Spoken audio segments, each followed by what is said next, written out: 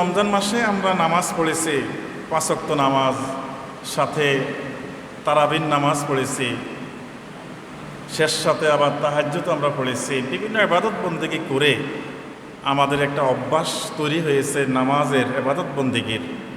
বাস্তবতা দেখলে বোঝা যায় রমজান মাস চলে যাওয়ার পর মুসলিয়ানে গ্রাম নামাজ ভুলে যায়, নামাজ ওই রকম মসজিদে আসে না। নামাজ আদায় করতেই হবে সবসময়ের জন্যেই। পবিত্র রমজান মাসে আমরা ট্রেনিং নিয়েছি, তাকওয়া অর্জন করেছি। সে তাকওয়া অর্জন করে সেটা যদি আমরা কাজে লাগাতে না পারি, আবার আমরা যেইভাবে ছিলাম ওভাবে যদি ভুলে যাই, তাহলে আমাদের পরকালীন জিন্দগিটা অন্ধকারেই পড়ে গেল, আলো খুঁজে পাবো না আমরা। এই নামাজ শুধু আপনার পরকালীন জীবনে আমাদেরকে মুক্তি দিবে, নাজাত দিবে, আমাদের মুক্তির জন্য দলিল হবে, বিষয়টা তাই নয়। শুধু দুনিয়াতেও আমাদের নামাজ অনেক অন্যায় অপরাধ থেকে আমাদেরকে বিরত রাখে। আল্লাহ পাক বলেন, বিসমিল্লাহির রহমানির রহিম, ইন্নাস সালাতা তানহা আনিল ফাহশাই ওয়াল মুনকার ওয়ালা যিকরুল্লাহি আকবার। আল্লাহ বলেন, নিশ্চয় নামাজ তানহা আনিল ফাহশাই ওয়াল মুনকার, আমাদের যত অশ্লীল কাজ রয়েছে, বেফায়সা যত কাজ রয়েছে, গর্হিত কার্যক্রম যা রয়েছে, অন্যায় অপরাধ থেকে নামাজি ব্যক্তিকে নামাজেই তাকে দূরে রাখে। সুবহানাল্লাহ।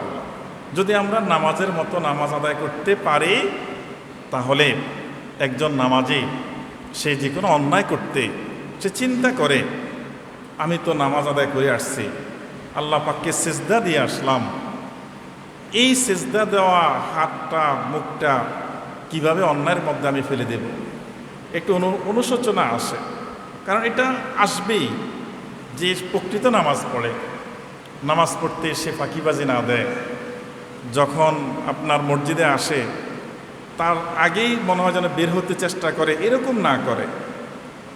এরকম আল্লাহর জন্যেই যারা ইবাদত বন্দেগী করতে আসে, একত আল্লাহ ফরজ করে দিয়েছেন, দ্বিতীয়ত এটার সাথে যদি আন্তরিকতাটা ঠিক থাকে, তাহলে আল্লাহ বলেন, ইন্নাস সালাতা তানহা আনিল ফাহশাই ওয়াল মুনকার, নামাজ যে ব্যক্তি নামাজ পড়ল, এই নামাজি ব্যক্তিকে, এই নামাজই তাকে অন্যায় অপরাধের কাছ থেকে বিরত রেখে দিবে। আর আল্লাহ বলেন, ওয়ালা যিকরুল্লাহি আকবার, আল্লাহর স্মরণটাই সর্বশ্রেষ্ঠ স্মরণ। আল্লাহকে সবসময় স্মরণ রাখা এটা সর্বোত্তম একটা বিষয়, এটা আল্লাহই বলেন। আর আমরা যে সমস্ত কাজগুলো করি আল্লাহর জন্য করি না মানুষকে দেখানোর জন্য করি, মন থেকে করি না সমাজের চাপে পড়ে করি, আল্লাহ বলেন, আল্লাহু ইয়ালামু মা তাসনাউন, আল্লাহ পাক ভালোই জানেন তোমরা যা কিছু করো। আমরা যা কিছু করে থাকি না কেন, এটার সব কিছুই, যে সমস্ত বিষয় আমাদের ভুলে যায়, কেউই জানে না, আল্লাহ বলেন আল্লাহ পাক তোমাদের সব বিষয়ে অবগত আছেন। সুতরাং আল্লাহ পাককে ফাঁকি দিয়ে, আল্লাহ পাককে না দেখিয়ে যদি আমরা মনে করি, মনে হয় যেন কেউই দেখে না, তাহলে এটা আমাদের বোকামি ছাড়া কিছুই হবে না। শুধু তাই নয়, অন্য আল্লাহ বলেন, হাফিজু আলাস সালাওয়াতি ওয়াস সালাতিল উসতা ওয়া কুমু লিল্লাহি কানিতিন। আল্লাহ বলেন এই আয়াতের মধ্যে, হাফিজু আলাস সালাওয়াতি ওয়াস সালাতিল উসতা, হে বান্দা আমার, তোমরা নামাজগুলোকে হেফাজত করো। 5 ওয়াক্ত নামাজ আল্লাহ ফরজ করেছেন, আল্লাহ নির্দেশ দিয়ে দিয়েছেন, হাফিজু আলাস সালাওয়াত, এই 5 ওয়াক্ত নামাজ তোমরা ভালো করে হেফাজত করো, স্মরণে রেখে আদায় করো, কোনো অবস্থা যেন না ছুটে যায়, আল্লাহ নির্দেশ দিয়ে দিয়েছেন। বিশেষ করে এই আয়াতের মধ্যে আল্লাহ বলেন যে ওয়াস-সালাতিল উসতা, মধ্যম নামাজের দিকে তোমরা বেশি খেয়াল রাখবা।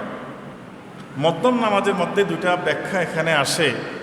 একটা হলো আমাদের 5 ওয়াক্ত নামাজের মধ্যে আপনার ফজর জোহর একদিক, মাগরিব এশা একদিক, মাঝখান থেকে আসর, এই আয়াতে কেউ ব্যাখ্যা করছেন যে আসরের কয়ে উল্লেখ করা হয়েছে কি জন্য? মানুষের আসরের নামাজ বেশিরভাগ সময় নষ্ট হয়ে যায়, গড়িমসি করতে করতে। কাজ থেকে আসি কোনো রকম জোহর নামাজ আদায় করে, এসে দেখা যায় কিছু খেয়ে শুয়ে যায়, অথবা কাজে এমনভাবে ব্যস্ত থাকে পড়বো বলে সে মাগরিবের সময় হয়ে যায়। এই জন্য অনেকে ব্যাখ্যা করেছেন যে এই অসলাতিল উস্তাদরা আসর নামাজকে বোঝানো হয়েছে, কারণ মানুষ এই নামাজ আসর নামাজটা বেশি নষ্ট করে, সময় মতো পড়ে না। আবার মূল ব্যাখ্যাতে বলেছেন যে নামাজের মধ্যবর্তী নামাজের দিকে তোমরা যত্নবান হবে, অর্থাৎ নামাজে যখন তোমরা দাঁড়িয়ে যাবে তখন এই নামাজের দিকে তোমরা অত্যাধিক গুরুত্বপূর্ণ সময়টা এখন যত্নবান হও, তোমাদের মনটা যেন এদিক সেদিক ছুটে না যায়। নামাজে দাঁড়িয়ে যেন নামাজের দিকে, আল্লাহর দিকেই খেয়ালটা থাকে, সেজন্য সেই বিষয়টা নিয়ে আল্লাহ বলছেন তোমরা এই নামাজের মধ্যবর্তী সময়টার দিকে বেশি তোমরা খেয়াল রাখবে, গুরুত্ব দিবে। আর ওয়াকুমু লিল্লাহি কানিতিন, আর নামাজের মধ্যে তোমরা সম্পূর্ণ খুজু নিয়ে, আন্তরিকতা, একাগ্রতা নিয়ে তোমরা নামাজ আদায় করবে, নামাজে দাঁড়াবে। নামাজের মধ্যে মনে করেন এই জন্যে এই আয়াতের দিকে খেয়াল করেই মনে করেন আপনার অনেক বেশি খিদা লাগছে, এই জন্য নামাজে দাঁড়ালে পেটের খিদার কারণে আপনার বাতের দিকে মন যাবে, খাওয়ার দিকে মন যাবে, সেজন্য আগে খেয়ে তারপরে নামাজ, যদি সময় থাকে নামাজের। একটা কাজ দেখা যায় আপনাকে যেতেই হবে, এরকম একটা কাজ হাতে রেখে নামাজে দাঁড়ালে সব সময় নামাজ মধ্যে ওই কাজটার কথাই মনে পড়বে। এমন একটা অবস্থা, হাঁফর অবস্থায় এসে নামাজে দাঁড়ালে আপনার এই হাঁফড়ানি কারণে নামাজের দিকে খেয়াল আসবে না। তো সেই জন্যে নামাজটা যেহেতু একটা ফরজ এবাদত, এই ফরজ এবাদতটা আমাদের এই গুরুত্ব দিয়ে খেয়ালের সহিত দাঁড়িয়ে নামাজটা আদায় করার চেষ্টা করতে হবে।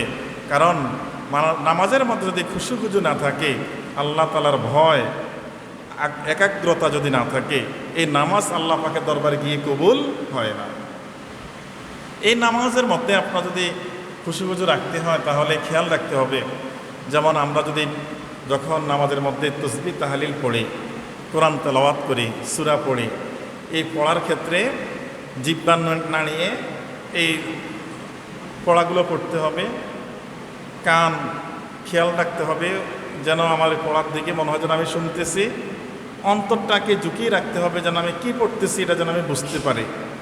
তিনটা জিনিস, আমার মুখ, আমার কান আর আমার অন্তর, তিনটা জিনিস একত্র করে যদি নামাজে থাকা যায় তাহলে তার দ্বারা নামাজে খুজু, একাগ্রতা, আল্লাহ তাআলার ভয়, তার মধ্যে একাগ্রতা চলে আসে। চেষ্টা করতে হবে আমাদের নামাজটা যেন সুন্দর হয়।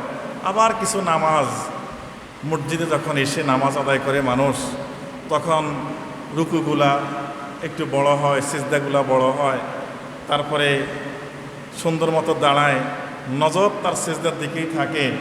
যখন একা সে কোথাও নামাজ পড়ে, বাড়িতে নামাজ পড়ে, তখন এই নামাজ একাগ্রতা থাকে না, এদিক সেদিক খেয়াল থাকে, ঠিকমতো রুকু দেয় না, সিজদা দেয় না, গায়ের মধ্যে ভালো করে কাপড়ও দেয় না। আপনার এই এলোমেলো অবস্থায় তার নামাজ সর্ব অবস্থায় আল্লাহ পাকের সামনে আমরা দাঁড়াই। যদি মানুষের সামনে দাঁড়িয়ে আটসাট করে সময় দিয়ে সুন্দর করে নামাজ আদায় করি, আর আমি একই ব্যক্তি বাড়িতে একা যখন নামাজ পড়ব তখন যদি নামাজের গুরুত্ব না থাকে আমার কাছে যদি একাগ্রতা না থাকে, আমার কাছে যদি নামাজের যে মর্ম সেটা আমার অন্তরে যদি না থাকে, মানুষের সামনে থাকে, তাহলে ওই নামাজগুলো লোক দেখানো নামাজ হয়ে যায়। এই নামাজ আল্লাহ পাকের দরবারে কবুল হবে না। এই জন্য গুরুত্ব সকল এবাদতের ক্ষেত্রে এই বিষয়গুলো গুরুত্ব, এগুলা কেউ বলে কয়ে হয় না। এটা নিজের আন্তরিকতা থাকতে হয়, নিজের অন্তরের একাগ্রতা থাকতে হয়। সেই একাগ্রতা দ্বারা নামাজ আদায় করলে এই নামাজ কবুল হবে। এই জন্য আল্লাহ পাক বলছেন ওয়াকুমু লিল্লাহি কানিতিন, তোমরা নামাজে দাঁড়াও একবারে খুজু, অন্তরে ভয় নিয়ে, অন্তরে একাগ্রতা নিয়ে তোমরা নামাজে দাঁড়াবে, তারপরেই নামাজ আল্লাহ পাক কি করবেন? কবুল করবেন। নামাজের ক্ষেত্রে আমাদের একটা বিষয় আমাদের সবচেয়ে বেশি সমস্যা আমরা পড়ি। যখন ইমাম সাহেবের সাথে পড়ি তখন তো ইমাম সাহেব কেরাত পড়ে, যখন আমরা নিজেরা একা নামাজ পড়ি তখন এই সূরা কেরাতগুলো, আমাদের সূরা ফাতিহা আমরা যে পড়ি আমাদের অধিকাংশ ভুল হয়ে যায়। নামাজের একটা সূরা পড়ি, সূরাটা উচ্চারণ আমাদের ঠিক মতন নাই। কোরআন যেভাবে পড়তে হয় কোরআন মাজিদ সেভাবে আমরা ছোটোবেলাও পড়ি না, বড় হওয়ার পরেও চেষ্টা করি না। সেই কারণে কেরাত পড়া ফরজ, নামাজের মধ্যে কেরাত পড়া ফরজ। তাহলে এই ফরজ জিনিসটা যদি আমরা আমাদের ভুল হয়ে যায় তাহলে তো এটা আল্লাহর দরবারে কবুল হবে না।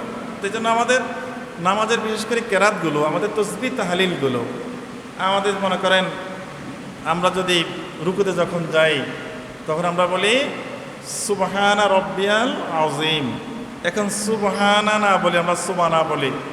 সুবহানা একটা শব্দ, সুবহানা এক শব্দ। এখন আমরা যদি নামাজ মধ্যে সুবহানা সুবহানা পড়ি, এটা কিছু উচ্চারণ হলো না। যে শব্দ না বললে সেটা কি অর্থ পরিবর্তন হয়ে যায়, সেটা ভালোর দিকে না গিয়ে খারাপের দিকে চলে যায়। এই জন্য শব্দগুলা খেয়াল যতক্ষণ পড়ি, আমার সেজদাতে গিয়ে সুবহানা রব্বিয়াল আ'লা, এটা আমরা পড়ি যদি আমরা একবারে 10 বার পড়তে হবে বিষয়টা এরকম নয়। আমরা 3 বার পড়ব, ধীরস্থিরে পড়ব, শুদ্ধ করে পড়ার চেষ্টা করব, যেন এই পড়াগুলোর মধ্যে এই শুদ্ধ থাকে, এই পড়াগুলোর মধ্যে আন্তরিকতা থাকে। আমরা আল্লাহ তাআলার প্রশংসা করি, আল্লাহ তাআলার পবিত্রতা বর্ণনা করি। হযরত ইউসুফ আলাইহিস সালাতু ওয়াস সালাম যখন আপনার মিশরের খাদ্যমন্ত্রী, তখন তিনি দুর্ভিক্ষ লেগে গেল পুরা মিশরে। কিছু মানুষ আসলে কাট করে দেওয়া হলো, মনে করেন পরিমাণ মতো, এবার 5 কেজি হোক আর যাই হোক, এই পরিমাণ মতো সবাইকে গম দিয়ে দেয়, মানুষের সিরিয়াল ধরে গম নেয়। একজন মহিলা আসছে, এসে একবার দেওয়া হলো তাকে। মহিলা বলতেছে আমাকে আবার দাও। তো যিনি দিতেছে উনি ইউসুফ আলাইহিস সালামকে জিজ্ঞাসা করলো, এই মহিলা তো আবার চায়, আচ্ছা ঠিক আছে দাও। তৃতীয়বার আবার বলে আমাকে আবার দাও। 2 বার নেওয়ার পরে এইবার তো ইউসুফ আলাইহিস সালাম নিজেও বললেন যে একজনকে তো এতবার দেওয়া ঠিক হবে না, দেওয়া হয় না, একজনের জন্য একবারই। তখন সেই মহিলা বলল, এই ইউসুফ আলাইহিস সালাম, আপনি মনে হয় আমাকে চিনেন না। আপনি যখন কঠিন বিপদে পড়ে জুলাইখা আপনার পিছন থেকে কাপড় ছিঁড়ে ফেলছে আপনাকে অপবাদ দেওয়ার জন্য, একটা ছোট মেয়ে শিশু আপনাকে বলছে আপনি পবিত্র, সেই কারণে আপনি মুক্তি পেয়েছেন, আপনি হত্যা থেকে বেঁচে গেছেন, আমি সেই মেয়ে। আল্লাহু আকবার। ইউসুফ আলাইহিস সালাম এই কথা শুনে তাকে এত পরিমাণ দিলেন, 100 আপনার মনের মতো তাকে এই গম দিয়ে দিলেন, যে আমাকে এই শিশুকালে যখন 1 বছর বা তার একবারে কোলের একটা শিশু কথা বলতে পারে না, তখনও সেই স্পষ্ট ইউসুফ আলাইহিস সালামকে পবিত্রতা বর্ণনা করে দিল। সেই মহিলা আমার সামনে আজকে দিয়ে দিল। আর এই ঘটনা দেখে আল্লাহ পাক বললেন যে বান্দা আমার নামাজে এসে বারবার সে বলতেছে সুবহানা রব্বিয়াল আলা, পুত পবিত্র আল্লাহ, আপনি সবচেয়ে মহান।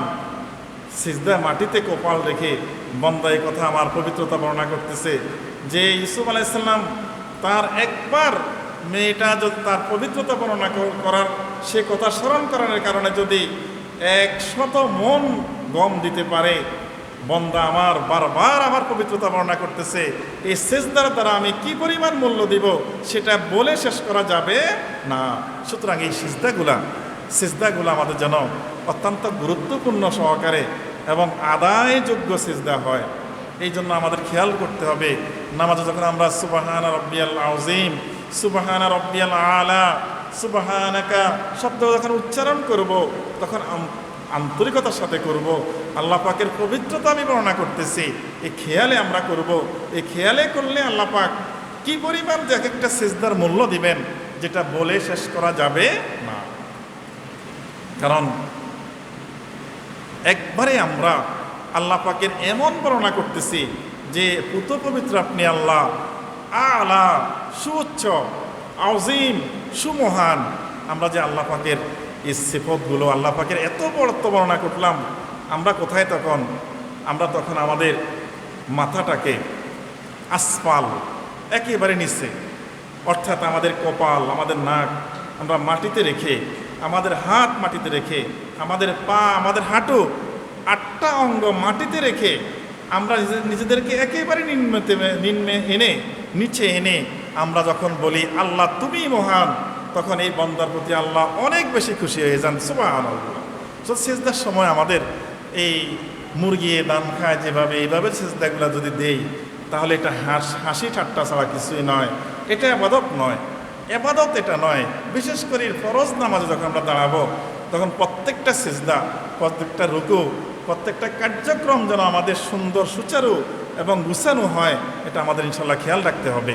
কারণ এই নামাজ আমাদের অনেক উপকারে দিবে যেদিন ইয়াউমে হাশর, কিয়ামতের দিন চালু হয়ে যাবে। আল্লাহ রাসূল বলেন, ওয়ান আবি হুরায়রা রাদিয়াল্লাহু তাআলা আনহু قال قال رسول الله صلى الله عليه وسلم إن أول ما يحاسب به العبد يوم القيامة من عمله صلاته। আল্লাহ রাসূল সাল্লাল্লাহু আলাইহি ওয়াসাল্লামের সাহাবী আবু হুরায়রা রাদিয়াল্লাহু তাআলা আনহু থেকে হাদিস তিনি বলেন, রাসূল পাক সাল্লাল্লাহু আলাইহি ওয়াসাল্লাম ইরশাদ করেছেন, নিশ্চয় আউয়ালু মা ইউহাসাবু ইয়া বিহিল আবদু ইয়াউমাল কিয়ামা, বান্দার যখন কবর থেকে সকল বান্দাকে আল্লাহ পাক ডেকে উঠাবেন, সিংহা তৃতীয় নম্বর যখন সিংহা ফুঁক দেওয়া হবে, তখন সকল মানুষ যে যেখানে মারা গিয়েছে, যে যেখানে দাফন হয়েছে, সেখান থেকেই হাসরের ময়দানে সবাই উঠবে। হাসরের ময়দান কায়েম হয়ে যাবে। একজন একজন বান্দা করে আল্লাহ পাক হিসাব নেবেন। সেখানকার একদিন আমাদের এই সময়ের 50,000 বছর, 50,000 বছর যত লম্বা হাসরের ময়দানের একদিন তত লম্বা আল্লাহ পাক করবেন। প্রত্যেকটা মানুষ অপেক্ষা করবে কখন তার ডাক আসে। সে কঠিন সময়ের মধ্যে আল্লাহ রাসূল বলেন, যখন হিসাব নিবে বান্দার কিয়ামতের ময়দানে, প্রথম কালেমার আছে কিনা, তারপরে যখন প্রথম হিসাবটা শুরু করবে সেটা হবে, আল্লাহ রাসূল বলেন, মিন আমালিহি সলাতা, তার নামাজের হিসাবটা প্রথম আল্লাহ পাক নেবেন। যে হিসাবটা প্রথম নেওয়া হবে সেই হিসাবের মধ্যে যদি গণ্ডগোল হয়, 1-2 প্রশ্নের পরে তো সে বাদ, অন্য সব ঠিক আছে, নামাজ ঠিক নাই, তখন সে প্রথম হিসাব থেকেই লাইন থেকে বাদ হয়ে যাবে। আর লাইন থেকে বাদ হওয়া মানে জাহান্নামের দিকে তাকে যেতেই হবে। তো সেই জন্য আমাদের এই প্রথম যেহেতু হিসাবটাই হবে আমাদের নামাজের, এই জন্য নামাজের হিসাবটার কথা খেয়াল করে নামাজ যেন আমাদের ছুটে না যায়। ফরজ নামাজ কোনো অবস্থায় যেন ছুটে না যায়। একান্ত যদি এমন সমস্যায় পড়ে গেছেন, পড়তেই পারলেন না, পরের ওয়াক্তের আগেই সেই নামাজটা কাজা করে নিতে হবে, তা না হলে এই দায় আমাদের ঘাড়ে থেকে যাবে। আর এক ওয়াক্ত নামাজের জন্য 80 বছর জাহান্নামের আগুনে জ্বলতে হবে এক ওয়াক্ত নামাজ নষ্ট করলে। এটা কি সম্ভব আমাদের দ্বারা যে জীবনে যদি এরকম 50 ওয়াক্ত নামাজ আমাদের বাদ হয়ে যায়, আমরা যদি না পড়ে ইচ্ছা করি, তাহলে কি পরিমাণ সময় আমাদেরকে শুধু এই কয়েকটা নামাজের জন্য আগুনে জ্বলতে হবে। সেই জন্য আমাদের যে সমস্ত নামাজ আমরা নষ্ট করেছি, নষ্ট হয়ে গেছে বিভিন্ন কারণে, এই প্রত্যেক ওয়াক্তের আগে আপনার শুধু ফরজ নামাজগুলো কাজা করে নেবেন। এটাকে বলে উমরি কাজা, উমরি কাজা নামাজ। উমরি কাজা নামাজ মাগরিবের আগে বা মাগরিবের আগে তো সময় থাকে না, পরে 3 রাকাত উমরি কাজার নিয়তে জীবনে আমরা যে নামাজ নষ্ট করেছি এগুলার কিছু প্রত্যেক দিনে কিছু কিছু আদায় করার চেষ্টা করেন। এসার আগে 4 রাকাত শুধু ফরজ উমরি কাজা নামাজ। বিগত দিনের আমার নামাজ যেন আল্লাহ পাক আমার জন্য এই দায় থেকে মুক্ত করেন, ক্ষমা করে দেন, এই নিয়তে। এরপরে জোহরের আগে 4 রাকাত, আসরের নামাজের আগে আসরের 4 রাকাতে চেষ্টা করেন উমরিকা নামাজ আদায় করতে করতে আল্লাহ পাকের কাছে ক্ষমা চাইতে হবে। আল্লাহ, তোমার হক নষ্ট করেছি, আমার উপর তুমি ফরজ করেছিলে, আমি অজ্ঞতাবশত নামাজ নষ্ট করেছি, আমাকে ক্ষমা করে দাও। ক্ষমা চাওয়া ছাড়া কোনো উপায় নাই। সম্মানিত হাজিরিন, আল্লাহ রাসূল বলেন, ইন সালুহাত ফাকাদ আফলাহা ওয়া আনজাহা ওয়া ইন ফাসাদাত ফাকাদ খাবা ওয়া খাসিরা। আল্লাহ রাসূল বলেন, ফাইন সালুহাত ফাকাদ আফলাহা ওয়া আনজাহা, যদি কোনো ব্যক্তি ঠিকঠাক মতো নামাজগুলো আদায় করে তাহলে সে শান্তি পাবে, নাজাত পাবে, সে মুক্তি পেয়ে যাবে কিয়ামতের ময়দানে। একটা মানুষ যদি কিয়ামতের ময়দানটাতে শান্তিতে থাকে, সূর্য আপনার একেবারেই মাথার কাছে চলে আসবে, এত অধিক তাপ হবে, মানুষের ঘাম বেয়ে বেয়ে মগজ উতরে উতরিয়ে আপনার হাসরের ময়দানে পানি হয়ে যাবে, কিছু মাজা পরিমাণ বুক পরিমাণ সাতটাতে থাকবে কিছু মানুষ যারা গুনাহগার। এই কঠিনতম দিনে আল্লাহ রাসূল বলেন নামাজগুলো যদি ঠিক থাকে তাহলে সে শান্তি পাবে, সে মুক্তি পাবে, সেখানে সে নাজাত পেয়ে যাবে। আর যদি আল্লাহ রাসূল বলেন ওয়াইন ফাসাদাত ফাকাদ খাবা ওয়া খাসিরা, আর যদি সে নামাজের মধ্যে গোলমাল করে থাকে তাহলে সে নৈরাশ হয়ে যাবে, ধ্বংস হয়ে যাবে, বিপদের সম্মুখীন সে কিয়ামতের ময়দানে হয়ে যাবে। তখন আর তাকে কেউই রক্ষা করতে আসবেও না, আর কেউ রক্ষা করতে পারবেও না। সময় তো হাজিরিন, রাসূল পাক সাল্লাল্লাহু আলাইহি সাল্লাম সাহাবা একরামদেরকে একদিন ডেকে সামনে বসালেন, বসিয়ে বললেন যে ইসসাবিন খিসাল, 7টা বিষয়ের প্রতি গুরুত্ব দিয়েছেন আল্লাহ রাসূল, বিশেষ গুরুত্ব দিয়েছেন। যে 1 নম্বর বলছে যে ফাকালা রাসূলুল্লাহ সাল্লাল্লাহু আলাইহি ওয়াসাল্লাম লা তুশরিকু বিল্লাহি শাইআ ওয়া ইন কুতিলতু ওয়া হুররিকতু ওয়া সুল্লিবতু। প্রথম কথা, তোমরা আল্লাহ পাকের সাথে কাউকে শিরক করবে না, অংশীদার সাব্যস্ত করবে না। যদি তোমাকে টুকরা টুকরা করে ফেলানো হয়, যদি তোমাকে আগুনে নিক্ষেপ করা হয়, অথবা তোমাকে যদি শুলিতেও চড়ানো হয়, তারপরেও তুমি আল্লাহ পাকের সাথে কাউকে শরিক করবে না। আল্লাহ রাসূল বলেন দ্বিতীয়, ওয়ালা তাতরুকুস সালাতা মুতাআম্মিদান, কখনোই ইচ্ছাবশত ফরজ নামাজ কখনোই তোমরা নষ্ট করো না, ছেড়ে দিও না। আল্লাহ রাসূল নির্দেশ দিয়েছেন, কারণ যদি ছেড়ে দেয়, আল্লাহ রাসূল বলেন ফামান তারাকা মুতাআম্মিদান ফাকাদ খারাজা মিনাল মিল্লাহ। আল্লাহ রাসূল বলেন যদি কোনো ব্যক্তি ইচ্ছা করে, একেবারেই কোনো কাজ নাই, সাধারণ একটা বিষয় নিয়ে ইচ্ছা করে যদি কেউ নামাজ নষ্ট করে, আল্লাহ রাসূল বলেন সে দিন থেকে খারিজ হয়ে যায়, বাতিল হয়ে যায়, মানে ঈমানটা নষ্ট হয়ে যায়। নামাজ খুব জিনিস, এমন একটা কঠিন জিনিস যে জিনিসের জন্য বিভিন্ন ইমামরা তাদেরকে আপনার এখনও সৌদি আরব বলদিয়াতে আপনার যখন এই আসে পুলিশ, যখন দেখি সে নামাজ পড়া জামাত চলতেছে, ধরে নিয়ে তাকে জেলে নিয়ে যায়, এক এক দিন তাকে 50 ওয়াক্ত নামাজ পড়ায়, এক এক দিন জেলখানাতে, কোনো কাজ নাই। 5 ওয়াক্তের কারণে 50 ওয়াক্ত নামাজ তাকে জেলখানায় করতে হবে। এইবার সে তার মাজাত যাই হোক না হোক, এই শাস্তির ভয়ে মানুষে কি করে দোকান রেখে জামাতে চলে যায়। ইমামরা তাই বলছেন, যেহেতু আল্লাহ রাসূল বলছেন যে ইচ্ছা করে যদি নামাজ নষ্ট করে সে মিল্লাত থেকে, দিন থেকে, ধর্ম থেকে সে খারিজ হয়ে যায় নামাজ নষ্ট করার কারণে। আপনার অনেক ইমাম তো বলছেন যে বেনামাজের সাথে বিবাহ বন্ধন যেন না তারা আত্মীয় না করে, সব তার না ইমানে তো নাই, যেহেতু সে ইচ্ছা করে নামাজ নষ্ট করতেছে। নামাজ যেন নষ্ট না হয় খেয়াল রাখতে হবে, কঠিন পরিস্থিতিতে পড়তে হবে। আল্লাহ রাসূল বলেন 3 নম্বরে